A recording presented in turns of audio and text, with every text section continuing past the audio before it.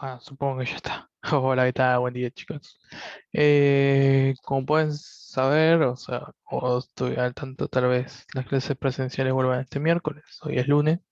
Yo a unas escuelas ya tengo que asistir, pero creo que con esta modalidad que tenemos semipresencial y ustedes también están practicando, creo que virtualidad vamos a seguir por un tiempo. Así que todavía no creo llamarlo, depende, bueno, que me diga la escuela, me dice esta vez si van a tener que asistir y bueno, voy a asistir. Si no, seguiremos con esta modalidad, o sea, también no sabemos cuánto va a durar esto, la verdad. Tal vez hoy estamos bien, una semana está bien y a las 2 semanas tengo un pico de casos de 50.000. Ojalá no, ojalá no. Pero bueno, yo te voy a seguir con esta virtualidad, así que por ahora vamos bien. Está bien. Quería comentar cómo vamos a seguir. Yo les dije que íbamos a seguir con la Guerra Fría. Principalmente lo que quiero destacar, ahora estoy buscando, es básicamente estos momentos, digamos, más bien, qué está pasando con lo que sea el tercer mundo, qué está pasando con esos países no europeos que están o mejor dicho, del centro del primer mundo. Y también, bueno, ciertos temas tocar en los cuales, bueno, vamos a poder continuar y eh, para poder así poder continuar en lo que sería esta siguiente etapa de la Guerra Fría, que nosotros lo habíamos dejado, si no me equivoco, en el punto de máxima tensión, que es la Guerra de Corea, y debíamos pasar a lo que sería la coexistencia pacífica, pero que sería la etapa intermedia, por así decirlo, que va de 1954 a 1975. Pero en ese tiempo pasaron varias cosas, varias cosas. Una de ellas, para ir más o menos resumiendo, son todos los procesos de colonización y movimientos nacionalistas que sucedieron en Asia y en África. O sea, ¿qué pasó con esas colonias, esas antiguas colonias en las cuales estaban asentados estaban países del primer mundo?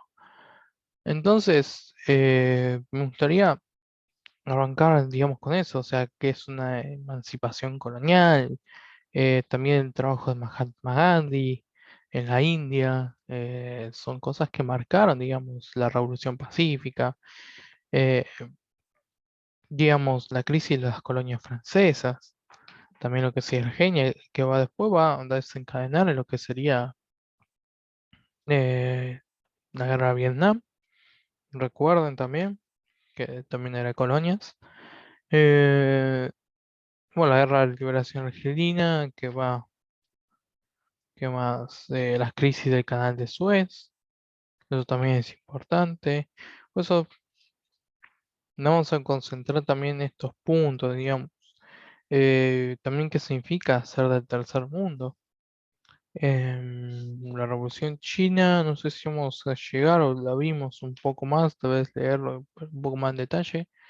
Nosotros lo que dijimos de la Revolución China, nada más vimos muy por encima cómo llega la República Popular China. Y tengo un segundo. Que justamente estoy contestando a una de sus compañeras, eh, que justamente voy a poner WhatsApp, voy a pausar esto porque si no se hace muy largo. Listo, listo, justo me estaba preguntando una de sus compañeras de hacer WhatsApp para las consultas, o sea, puede hacerlo vía mail o vía WhatsApp, no tengo ningún problema, ni un inconveniente. Más que nada, creo que la opción más fácil, también está Telegram, pero bueno, ¿quién usa Telegram? Prefiero que WhatsApp me robe los datos y que la venda Facebook. Pero cuestión que hoy tenemos sí bastante para ver.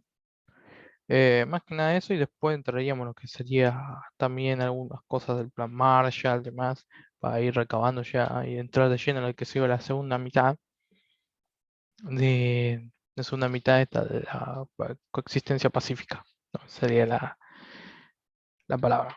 Pero bueno, que ahora voy a estar usando un libro y voy a estar haciendo unas lecturas. De ese libro voy a mandar unas actividades. Principalmente lo voy a mandar para, bueno, los que no tengan, digamos, conectividad, digamos, porque es normal. Si también no lo pueden descargar en PDF, tranquilamente lo podemos hacer en formato foto, JPG. eh, o sea, la manera que a ustedes más les resulte cómodo para la lectura o para desenvolverse, me lo pueden decir tranquilamente. Ya, reitero, si escucho a un perro ladrar es el mío, pero es un cachorro, así que quiere jugar y demás, pero bueno, hay que trabajar. Entonces, muy bien de los procesos de descolonización y movimientos nacionalistas de Asia y África. Yo en esta clase lo voy a hacer, no voy a hacer un PowerPoint como en otra, sino voy a hacer una lectura. Y de esa lectura, bueno, voy a ir comentando. Después, obviamente, voy a saltear algunas cosas em, que están acá y que no es necesario que lean, yo igual les voy a decir. Y digamos, de aquí les voy a mandar unos trabajos, más que es un análisis de frases esta vez, no es una actividad para que tengan. Entonces, digamos, comenzamos. Si ven que voy abajo, no veo la cámara, es porque estoy leyendo. Eh, Otra vez, por eso de esa.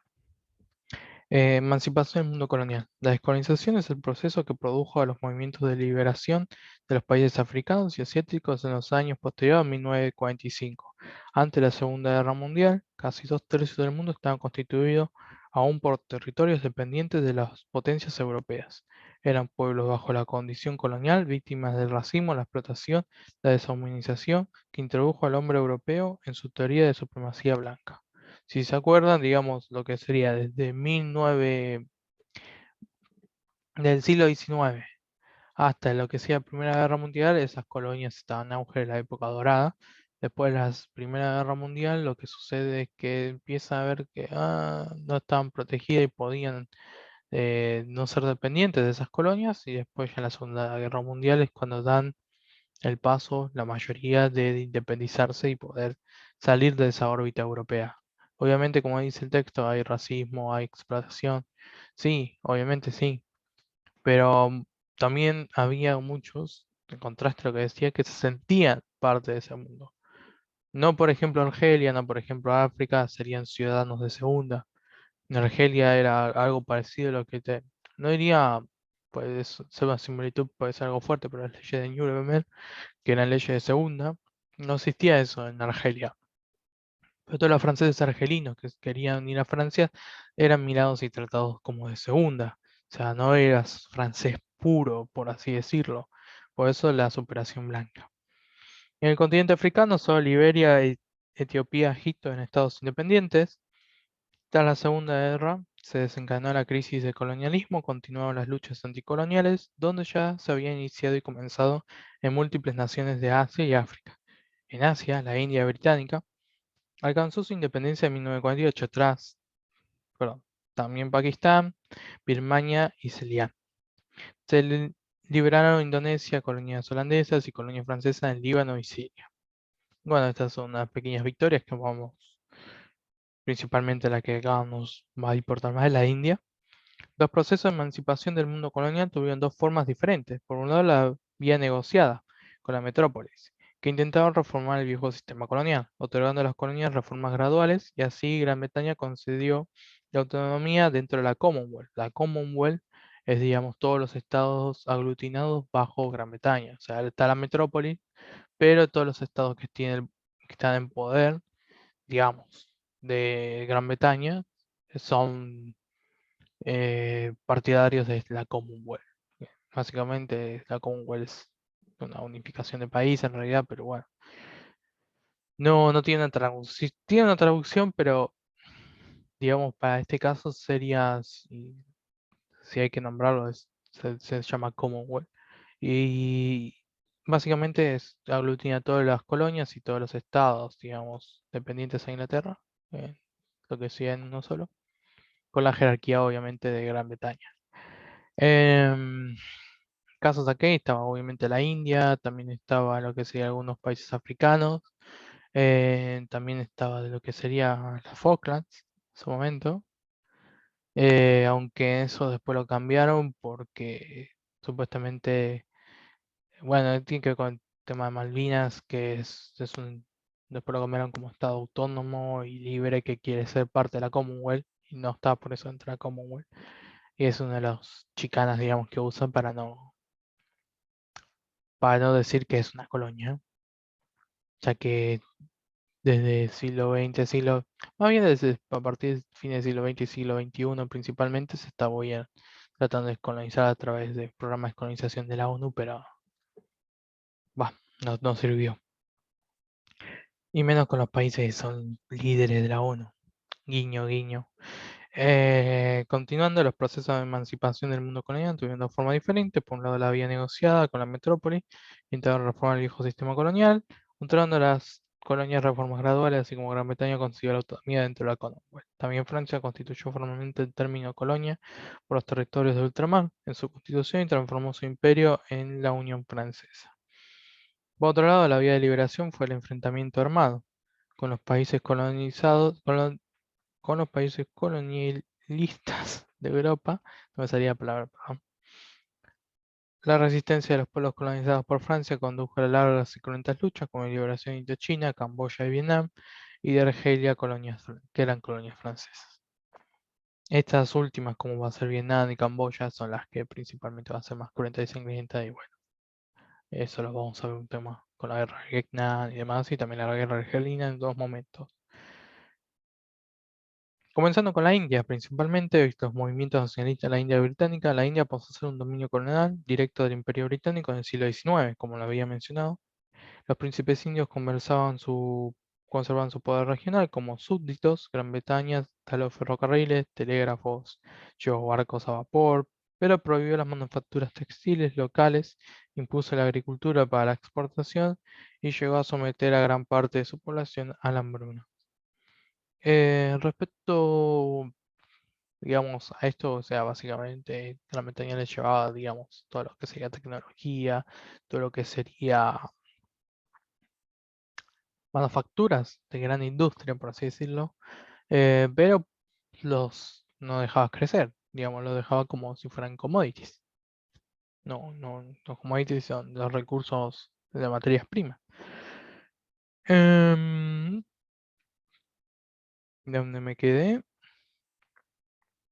Ah, bueno, y básicamente con el poder militar, o sea, los controlaba. El movimiento nacionalista, como el del Congreso Nacional Indio en 1885, que presentó peticiones a las autoridades británicas, propuso reformas y solicitó más empleos en la administración colonial para los nativos de la India, como Baltilak, 1856 a 1920, que impulsó el renacimiento hindú y la vuelta a las tradiciones.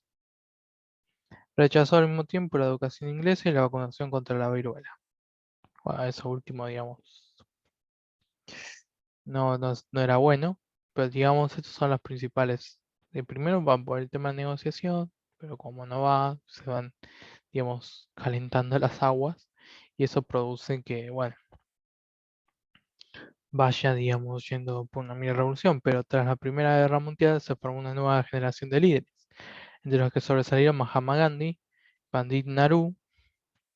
El ejército imperial produjo la matanza de Amritsar en 1919, donde asesinaron a más de 300 indios, lo que agravó el descontento y fortaleció un movimiento anti-británico. Gandhi se convertiría en el padre del movimiento de liberación de la India. Bueno, acá en lo que se fotocopia un mapa de los principales, donde fueron las principales guerras, digamos, de la fecha de independencia, digamos, dentro de todo lo que sería el mundo asiático. Luego, la desobediencia civil, es otro subtítulo que tenemos acá. La campaña de desobediencia civil liderada por Gandhi fue una forma de protesta que consistió en negar obediencia a determinadas leyes, es decir, se oponía a su cumplimiento cuando éstas eran consideradas injustas o ilegítimas, básicamente como las que estuvimos leyendo ahora, que bueno, no había, digamos, no había trabajo para los pueblos o digamos para la gente india, también había tal vez leyes de segunda, como les había comentado, leyes injustas, tal vez de horario de trabajo, Básicamente leyes que eran en contra de lo que sea el bienestar indio. Esta modalidad de lucha no violencia o tenía, mejor dicho, el fin de demostrar públicamente la injusticia de las leyes coloniales británicas. Tu lucha por la liberación de leyes se fundamentó en este derecho a la resistencia, que adquirió formas colectivas, públicas y pacíficas. Cuando los miembros del partido del Congreso eran arrestados, no reconocían el derecho de los tribunales ingleses para juzgarlos. Este movimiento de no colaboración con las autoridades británicas incluía la renuncia a sus cargos por parte de los funcionarios indios. Básicamente fue creciendo y creciendo y creciendo hasta, digamos, no obedecer, no reconocer, digamos, la autoridad. Podían juzgarlos, pero no reconocerlo, no lo acataban. Obviamente iban a la cárcel, pero sabían que no aceptaban su autoridad. Luego hay una bibliografía de Gandhi, esto no lo voy a hacer leer. La independencia y participación de la India. En 1945 finaliza la Segunda Guerra Mundial. En Gran Bretaña el Partido Laborista ganó las elecciones. El laborismo, con una actitud nueva hacia las colonias, designó al último virrey Lord Mountbatten, o Mountbatten, bisnieto de la reina Victoria. Este virrey finalmente aceptó los acuerdos de independencia y la formación de dos nuevos estados de Asia, India y Pakistán. Acá este es el punto más importante porque de acá, no sé si saben, tanto India como Pakistán están en guerra.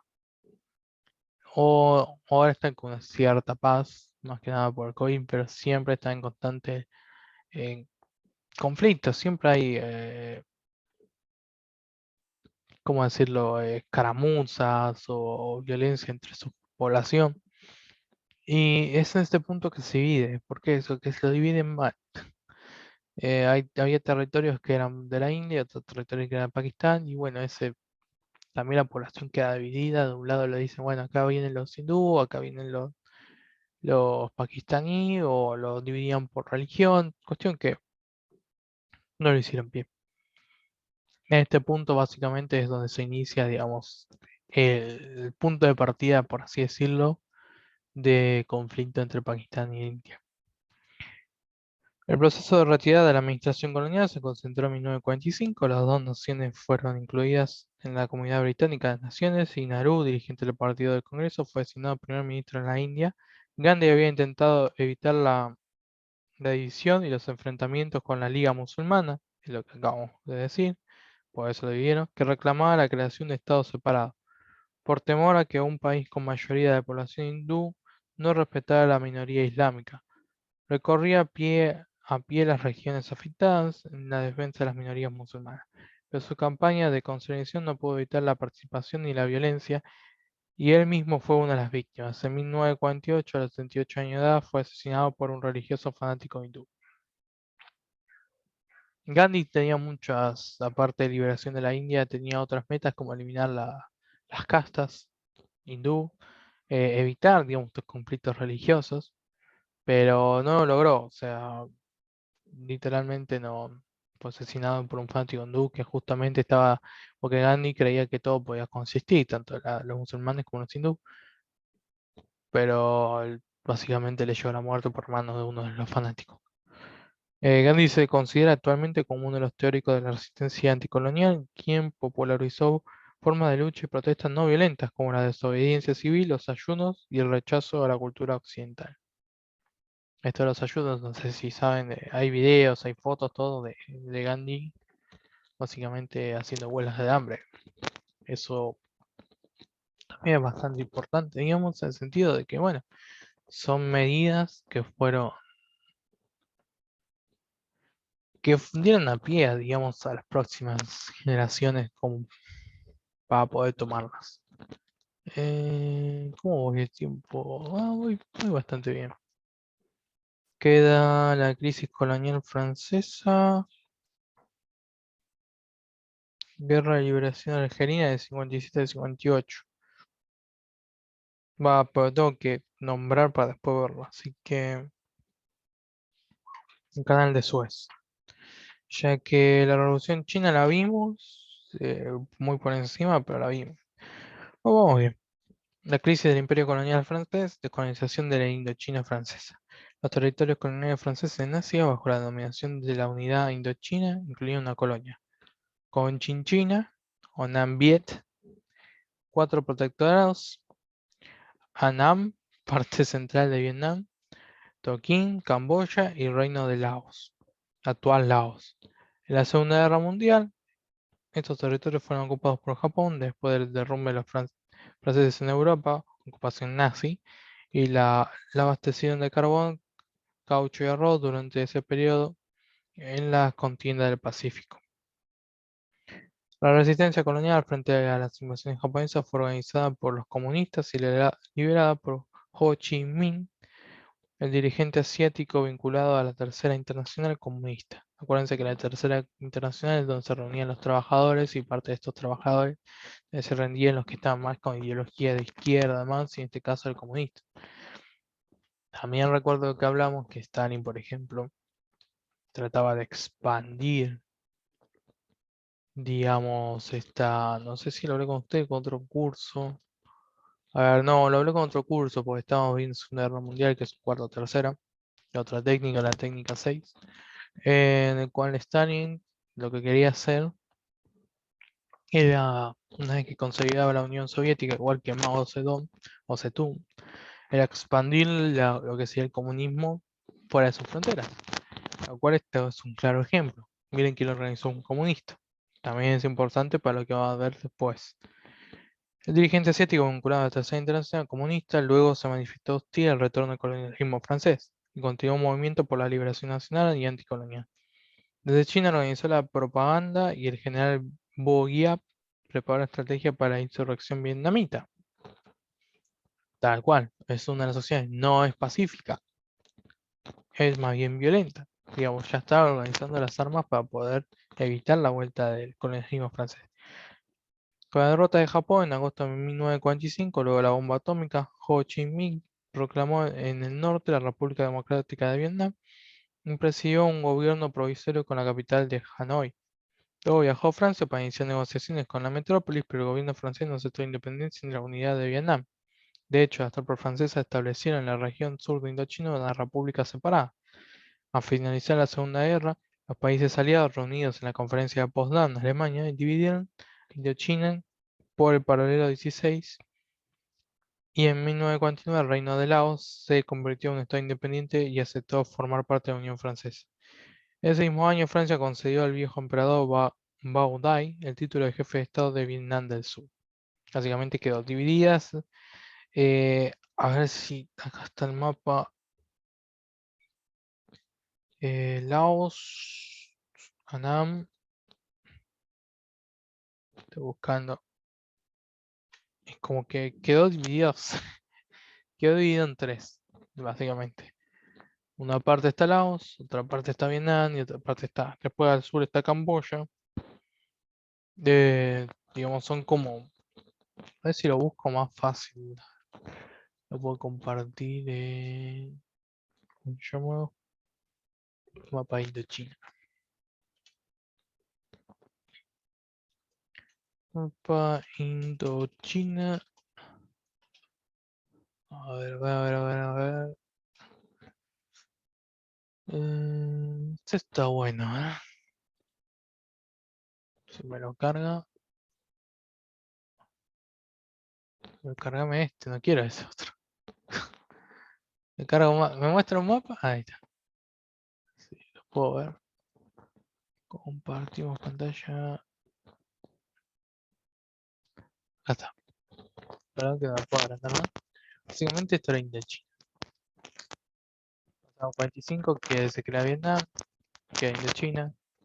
En esta parte ya se crea Laos y Camboya. Camboya está Vietnam y está Laos. Esto es lo que queda dividido, por así decirlo. Después está la división que se va a hacer, la de 54, y después, bueno, la reunificación de Vietnam por el punto por esto fue tomado, pero esto cuando interviene la OTAN y toda la guerra. Cuestión que, bueno, queda dividida en Vietnam, Laos y Camboya, en tres. Pero para que vean, esta es la división que se hace.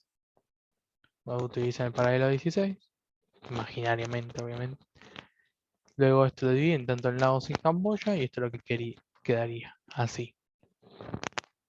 Ahí está. Sí, pues si no lo vemos, un lío entenderlo, más que nada.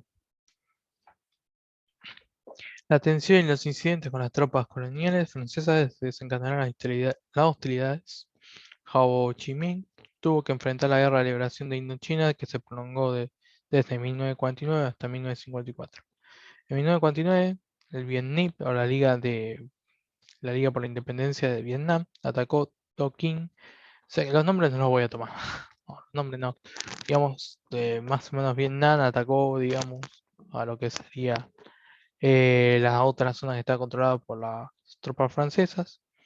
La situación era favorable para los vietnamitas, ya que en China había triunfado la Revolución Socialista de Mao Zedong, que sería un aliado indispensable. En 1950, China y la URSS reconocieron la independencia de Vietnam. Va a haber del otro lado quién va a entrar, va a entrar la OTAN, va a entrar Estados Unidos. Por un lado, va a ser esto constante la Guerra Fría. Si alguien se quiere independizar y está a favor, digamos, es más o menos una ideología de izquierda o comunista, va a ser apoyado por las principales potencias comunistas. En este caso, la Unión Soviética y China. Los otros países que son más bien los antiguos países coloniales y que quieren mantener, digamos, status quo o tal cual como está, básicamente Estados Unidos le va a dar su apoyo. O mismo al revés, tal vez hay países que se quieren independizar de lo que sea la órbita soviética o de China y va a ser apoyado por digamos, Estados Unidos. Y los otros que mantener el statu quo es la Unión Soviética y China.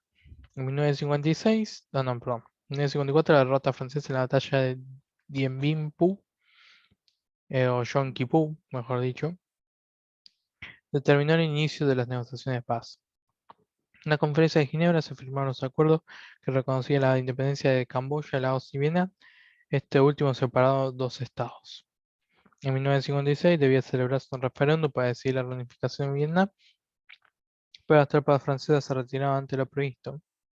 Se establec- Se estableció entonces un régimen político anticomunista en Vietnam del Sur, con capital en Saigón, hostil al gobierno de Ho Chi Minh, apoyado por el gobierno norteamericano. Vietnam se convirtió en un nuevo conflicto de guerra fría en el sudeste asiático. Estados Unidos bloqueó el referendo exigido por los acuerdos de Ginebra y rompió el compromiso con ambas partes de aceptar ayuda militar exterior.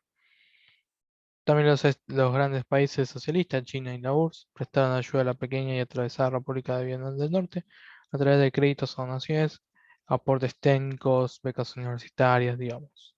Es como le decía, Estados Unidos al ver que se estaba convirtiendo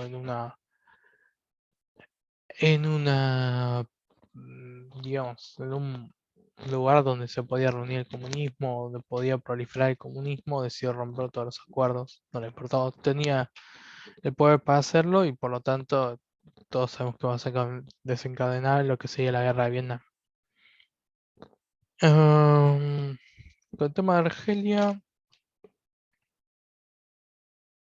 estoy viendo,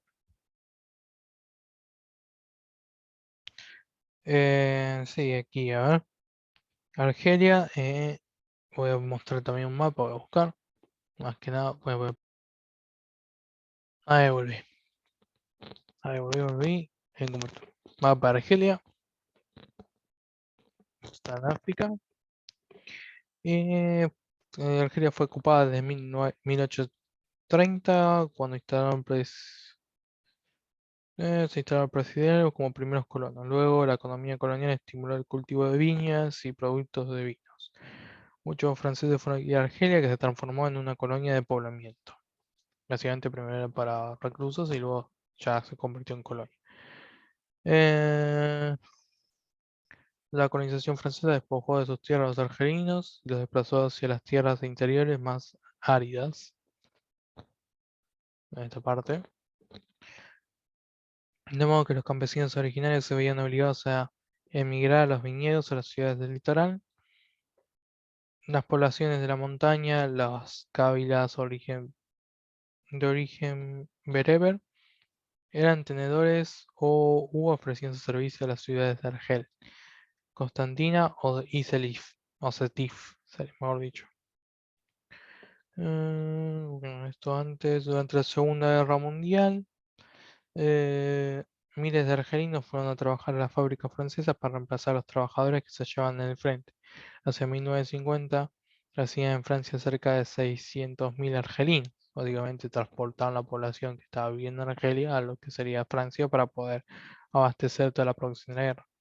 Tras 120 años de dominación, la comunidad francesa residida en Argelia estaba muy arraigada en esa economía, mientras que los argelinos mayoritarios eran considerados como extranjeros en su propia tierra. El régimen colonial negaba su cultura y tradiciones religiosas. Eran 8,5 millones de musulmanes que vivían en condiciones muy inferiores a las que gozaban el millón de colonos blancos de origen francés. Estos eran llamados por los argelinos como pies negros, porque usaban botas negras. Digamos, básicamente es como le venía diciendo al principio de la clase. El racismo que hay en estas colonias, la diferenciación, la de segunda clase. Tal vez no hay ya leyes, digamos, principalmente para diferenciarlos, un orden. Pero sí culturalmente lo había. Básicamente toda esta tierra de argelinos, y eran las zonas más prósperas, eran ocupadas directamente por los colonos de hace 120 años. Ya era mucho, digamos, la presión que tenían digamos, de trabajo. Aparte los trataban los mandaban de un lugar a otro, digamos, ya estaba arraigado. Pero a partir de 1954 se extendió el movimiento nacionalista y anticolonial de Argelia. Hay un punto en el que ya dicen basta, y este es digamos, el punto, a partir de 1954. Se impulsó el proceso, mejor dicho, el progreso del pueblo argelino y el rechazo a la asimilación de los valores franceses, arruinando la identidad argelina basada en el Islam y el idioma árabe. También influyó en Argelia la propaganda del panarabismo de la Liga Árabe creada en el Cairo. Básicamente esto es Nasser, si no me equivoco, es lo que lo impulsa, digamos, es digamos reivindicar la cultura musulmana. En parte lo logran, parte sí, pero es lo que después se torna, digamos, bastante negativo, digamos, en el sentido de que estos nacionalistas se radicalizan, este resurgir de la religión musulmana, hace que, digamos, se produzcan mucho de lo que serían no todavía grupos terroristas, más que nada, sino grupos radicales nacionales que después se transformarían en lo que nosotros denominamos terrorismo. Bueno, acá hay un texto que es lo que le voy a mandar a leer y a trabajar. La Guerra de Liberación de Argelia. Los jefes de la rebelión argelina adquirieron experiencia militar al prestar servicios en el ejército francés durante la Segunda Guerra Mundial. Son quienes los entrenaron. Las armas fueron provistas por Egipto, el gobernador por quien gobernaba era Nasser, China y los países socialistas. Nasser es, digamos, el que también después vamos a tener conflicto, lo que vamos a ver en el nacionalismo árabe y la cuestión del canal de Suez. Y con eso terminamos la clase. Ya así, pues después si no, se hace muy pesado. Eh, donde quedé, los argentinos generalizaron los ataques a las ciudades para minar la seguridad de los residentes franceses, mientras que en el interior los combatientes aseguraban su influencia sobre esos territorios. El ejército colonial francés respondió con duros golpes, racias, napalm, matanzas, digamos, básicamente con torturas también. En 1957, durante la batalla de Argel, en la capital colonial, la persecución fue encarnizada. Se rastreó centímetro a centímetro, interrogó y torturó a los habitantes y se produjo más o menos alrededor de 6.000 ejecuciones. Básicamente decía, aquí en Argelia es donde los franceses se profesionalizan en el acto de la tortura para poder sacar información. Después son esos mismos generales que, bueno, entrenan lo que sería nuestra etapa más oscura, una de las etapas más oscuras que serían los golpes militares a los militares nuestros. Los mismos militares franceses que estuvieron en Argelia entrenan las prácticas de tortura para poder sacar información. También la insurrección rural fue aplastada. En ese momento las fuerzas francesas en Argelia superaban los 400.000 hombres. Además, el gobierno de París levantó barreras electrificadas en el frontero de Túnez y Marruecos para impedir el ingreso de hombres y suministro de la guerra argelina. Básicamente toda esta frontera.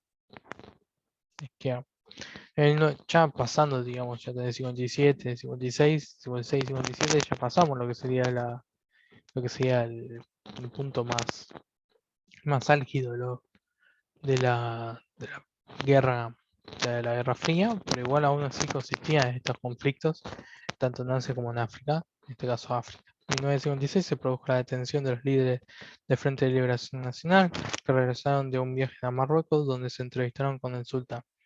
El avión en el que viajaban fue interceptado por caza francesa y obligado a aterrizar en Argel. Luego fueron trasladados a Francia, donde permanecieron hasta 1962. El secuestro del dirigente argelino Ahmed Ben Bella tuvo gran persecución internacional y fue visto como símbolo de dominación colonial por la opinión pública francesa. En 1958, el general Charles de Gaulle, que fue uno de los, digamos, que mantuvo, digamos, la Segunda Guerra Mundial, el principal líder y también, digamos, como el héroe francés, fue designado primer ministro en Francia, viajó a Argel y ofreció la perspectiva de negociación. Propuso una reforma constitucional que otorgaba el voto a los argelinos y representación del Parlamento francés. En 1961, seguimos en la etapa de coexistencia pacífica, se realizó el referéndum de la autodeterminación de Argelia. La guerra se prolongó hasta 1962. El Frente de Liberación Nacional Argelino recibió el apoyo de otros países árabes y africanos vecinos, como Marruecos, Túnez, donde habían centrados el entrenamiento, y Egipto. Francia tuvo que retirar sus contingentes de la OTAN para hacer frente a la misma. Recurrió a la estrategia de terroristas a través de la OAS, Organización Armada Secreta, básicamente, algo así como la AAA nuestra, o mejor dicho, todo lo que sería los encubiertos, digamos. Esta formación clandestina incluía generales y oficiales franceses del colonialismo, por ejemplo el general Salén o Massou, que no estaban dispuestos a abandonar Argelia. Frente a los planes de renuncia a la colonia, organizaron un pronunciamiento militar bajo la consigna Argelia francesa y acentuaron su accionar terrorista, intentando en varias ocasiones atentados contra el general de Gaulle. Finalmente, las negociaciones llevadas adelante en Suiza concluyeron un acuerdo entre el gobierno francés y el Frente Argelino, reconociendo la independencia del país y permitiendo el regreso de Francia a los franceses argelinos. La guerra de Argelia duró 7 años y medio y causó miles de muertes. En 1962 nació oficialmente la República Argelina Democrática y Popular, presidida por el líder del Movimiento de Liberación Ahmed Ben Bella. Básicamente, acá lo que tenemos es un proceso que se tornó, digamos, conflictivo al principio, fue avanzando a través del tiempo, hubo movimientos nacionalistas y, por un lado, lo que sería ataques secretos, terroristas, en el sentido, unos querían atacar a De Gaulle, que quería franceses, y otros que eran propiamente oficiales franceses y atacaban a lo que serían los movimientos nacionales.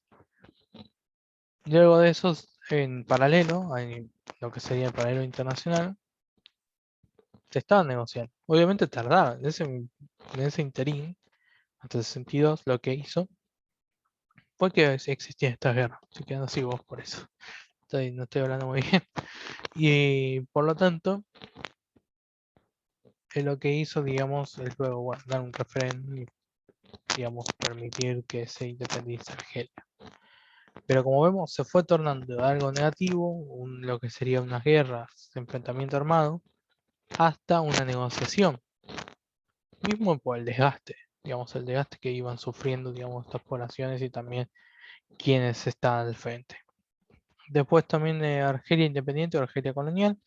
Esto también le voy a mandar a leer, del libro que yo les voy a mostrar otra vez. Y algo de Europa Tercer Mundo. Pero ya casi terminamos, ¿eh? Ya un esfuerzo más. Último tema. El socialismo árabe y la cuestión del Canal de Suez. El dominado núcleo árabe o mundo musulmán que comprende el norte de África y Medio Oriente desarrolló una identidad política y cultural propia.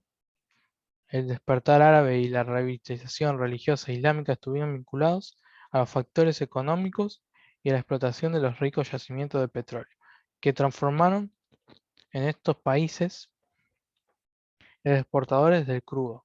Crudo, básicamente el crudo del petróleo sin refinar, sin pasar por refinería, eso sería. La agricultura fue relegada a un segundo plano y los nuevos estados dependieron cada vez más de los contactos con las compañías petrolíferas extranjeras. En 1945 surgió la Liga Árabe, un organismo internacional que incluía Egipto, Arabia Saudí, Yemen, Irak, Jordania, Siria y Líbano. Denme un segundo que me estoy quedando sin voz. Voy a dejar de compartir esto y ya vengo. Ahora sí, me estoy tomando más agua, pues nada más. Em, Como vamos, vamos bastante bien. Estoy cerrando algunas cosas, estoy viendo. Después le paso a la presa de todo esto y el trabajo en PDF. Ay, Dios. Barrotos. Esto por más rápido. Mm. Bien. Seguimos. Durante la década de 1950, con el Egipto Gamela del Nasser, o mejor dicho Nasser, yo lo voy a llamar Nasser, se transformó en líder del mundo árabe. El nacionalismo sustentado por Nasser se basaba en la formación de la identidad árabe, africana y musulmana, pero su postura tenía un fundamento económico sólido: la producción petrolera que el mundo árabe proporcionaba al mercado internacional, que respondía al crecimiento de la demanda de combustible de la posguerra. Egipto podía jugar una posición importante en el mundo islámico, al mantener vínculos con los mercados occidentales y el bloque socialista. Nasser quería construir en Egipto, lo que sería la gran represa de Asuán, pero las potencias no le otorgaron el crédito. En 1956 decidieron nacionalizar el canal de Suez para poder financiar la construcción de la represa. El canal, construido en territorios egipcios, había sido vendido a Gran Bretaña debido a su condición semicolonial. Básicamente, el canal de Suez era de Gran Bretaña. Y en Egipto lo que querían hacer básicamente era nacionalizar eso, canal, nacionalizar el canal de Suez. Eh, Le voy a mostrar una foto, una imagen, mejor dicho, porque si no eh, va a ser difícil mostrarlo. Pero básicamente el canal de Suez era muy importante porque era el contacto que se da entre Asia y lo que sería el Mediterráneo. Canal de Suez, mapa. Ya está. Este me sirve. Me sirve si me deja ver. Pero re chiquito en la imagen. A ver, este es más grande, sí, este es más grande, creo. Bueno, ahí. Este me gustó más. Canal de Suez. Acá está el Mediterráneo. Acá era el canal de Suez. Ven que está pasando por Egipto. El Mar Rojo. Golfo.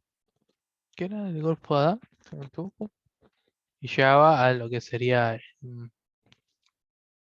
A lo que sería todo lo que sería el contacto directo con Asia. Entonces vos pasabas Mediterráneo, Canal de Suez, Mar Rojo, Golfo, y salías a lo que sería eh, a toda la posibilidad de conectar con el mundo asiático, prácticamente con toda la tierra asiática. Y esto era importante porque todo este intercambio entre lo que sería Europa, digamos, Asia, un constante contacto fluido. No sé si vieron que hace poco el canal de Suez, que es muy desnivelado y hay un montón de que serían canales, se quedó como es el barco, digamos, un barco que lleva containers de China. Bueno, quedó acá directamente. Las pérdidas millonarias, no se dan una idea. Pero bueno, es un punto muy importante hasta el día de hoy. O sea, no lo iban a hacer fácilmente. Es más, no lo seguían. Pero es un elemento, digamos, increíblemente muy redituable. Muy, muy redituable. Pero estoy abriendo una cosa que me acordé ahora que tenía que hacer y no la voy a hacer ahora, en un momento voy a ir a clase, pero me- dije, tenía que hacer esto. Y que cada vez son un montón de cosas, un montón de colegios en la escuela. Ah, a ver, a ver. Eh, básicamente, a ver. Acá está. Era el siglo XIX, era fundamental, el canal Suez como vía hacia la India y en la segunda mitad del siglo XX comunicaba Europa con el Golfo Pérsico. Pérsico, yo dije Adán, te voy a matar. Para el suministro de petróleo era una vía marítima internacional de carácter estratégico. Ahora el canal sería de Egipto y administrado por egipcios. No se prohibió el cruce de buques israelí. Tanto Francia como Gran Bretaña vieron una amenaza a esa política. La disputa se sometió al Consejo de Seguridad Nacional de Naciones Unidas. Allí, el presidente egipcio contó con el apoyo de la URSS, que también le ayudó a terminar con construir la represa de Asuán, y con la promesa de que los Estados Unidos se negarían a intervenir en el conflicto. Pero la ayuda nace proporcionada, pero la ayuda que nace proporcionaba por ese entonces a los rebeldes de Argelia precipitó la intervención extranjera, una operación militar conjunta entre franco-británica contra Egipto. La resistencia al ataque de las dos potencias europeas fortaleció la posición nacionalista y proporcionó gran prestigio al líder egipcio. La intervención de la ONU detuvo la agresión. Básicamente, tanto Inglaterra como Francia estaban en la serie de Crown de Netflix, que estaban confiadas que iban a ganar, primero como todo, y terminó saliéndole mala jugada. Básicamente porque invadieron y iba ganando. Pero la ONU dijo, no, esto no se puede, esto no se puede hacer, y tuvieron que tirar todo para atrás. Y luego, bueno, otro conflicto que no vamos a evocar, que es el Estado de Israel y Palestina, básicamente el conflicto de que Israel empieza a comprar tierras y se instala, va expulsando a palestinos y continuamente. Realiza un Estado, primero nacional, después nacional y después lo va ahuyentando y quedan dos estados, el palestino y lo que sea el Estado judío, el israelí. Y luego después, bueno, los conflictos que van a suceder no los vamos a ver ahora porque son a posteriori. Acá hay un otro artículo que son los que les voy a mandar, digamos, es leer y responder a realizar una actividad. Así que por ahora eso. Cualquier duda, pueden. A ver si tengo la pizarra acá. A ver. No tengo la pizarra. Pueden mandarme por WhatsApp, además, pueden mandar una tarea que básicamente es lectura y respuesta. Así que es algo sencillo, no se preocupen. Bueno, muchas gracias a todos por ver hasta ahora y bueno, cuídense por favor. Espero que nos veamos pronto. Chao, chao, nos vemos.